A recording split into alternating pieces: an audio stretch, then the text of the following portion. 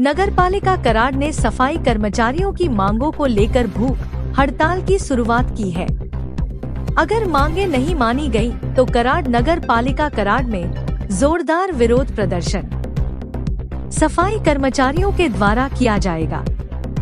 78 सफाई कर्मचारियों की मांगे हैं और आज तीसरे दिन भी हड़ताल पर हैं और प्रशासन ने कोई सूध नहीं ली है।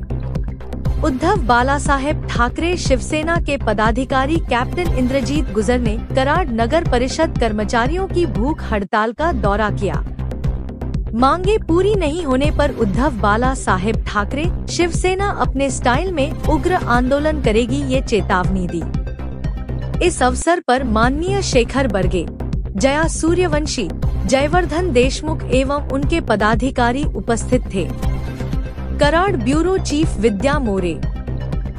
सोक्ष मोक्ष न लावता त्याचा निर्णय न घेतला तर अन्यथा उद्धव बाळासाहेब ठाकरे गटाकडून जाहीर इशारा आपण नगरपालिकेला देण्यात येतोय की उद्धव साहेब ठाकरे गटाकडून जे इशारा असतो तो अंतिम असतो, याची दखल घ्यावी, अन्यथा या शिवसेनेच्या स्टाईलने उत्तर द्यावं लागेल।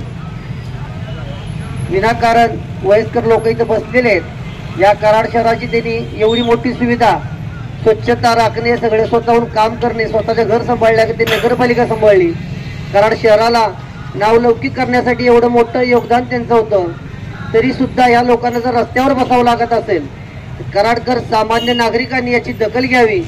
या कर्मचाऱ्यांच्या पाठीशी कराडकरांनी 100% उभं राहावं, एवढंच फक्त सांगून मी थांबतो। जय हिंद, जय महाराष्ट्र।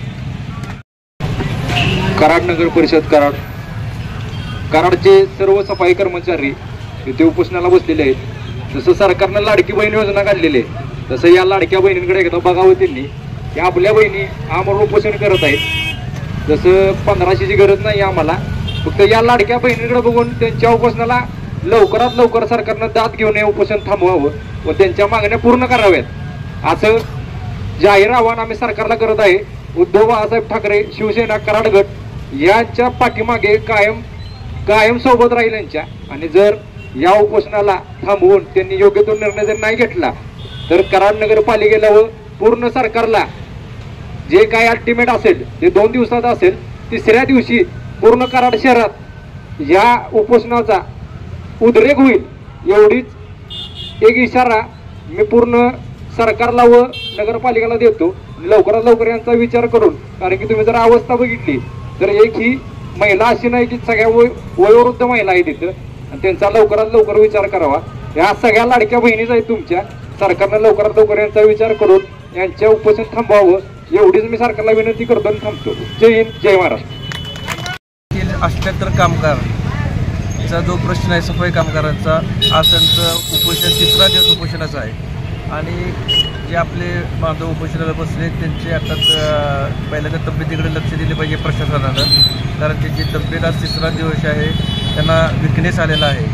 तर आज आमचे उपोषण प्रमुखांनी जय सुरुशी त्यांनी आपल्याला सांगितलेले उद्धव शिवसेना बाळासाहेब ठाकरे कुठल्या स्टाईलनं आंदोलन करतील तर हे आपल्या ह्या गोष्टी त्यांच्या पाठीशी आहे आणि सगळे पूर्ण उद्धव शिवसेना बाळासाहेब ठाकरे पूर्ण यांच्या सगळ्या उपोषण असू दे किंवा त्यांच्या मागण्या आहेत या कशा पूर्ण होतील आणि आचारसंहिता त्या लागण्याच्या आधी हे सगळं झालं पाहिजे अशी आमची मागणी आहे। आणि उद्या आम्ही तहसीलदार PO तहसीलदार प्राण यांना आम्ही जाऊन भेटणार आहोत, कारण ते अजून त्यांनी सुद्धा दखल घेतलेली नाही। आणि सर्व राजकीय पक्ष हे आपले बांधव आहेत कराडचे, हे आपल्या गावातले हे सगळे बांधव भगिनी आहेत, यांचं याच्यात राजकारण नाही, या प्रत्येक हे आपला बांधव आहे, त्यामुळं सत्ता जरी असू द्या आम्ही विरोधी असू द्या त्यांनी हा पहिला प्रश्न सोडायला पाहिजे आणि मग बाकीचं राजकारण आपण बाहेर करतोच, त्याचा प्रश्न हे आपले बांधव आहेत, हे कराड आपण सुद्धा कराडमधला आहोत आणि 78 कामगारांचा हा प्रश्न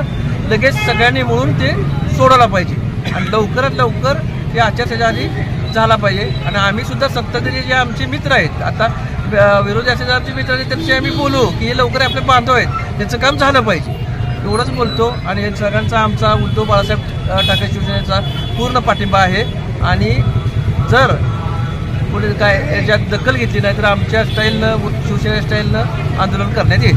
जय हिंद, जय महाराष्ट्र।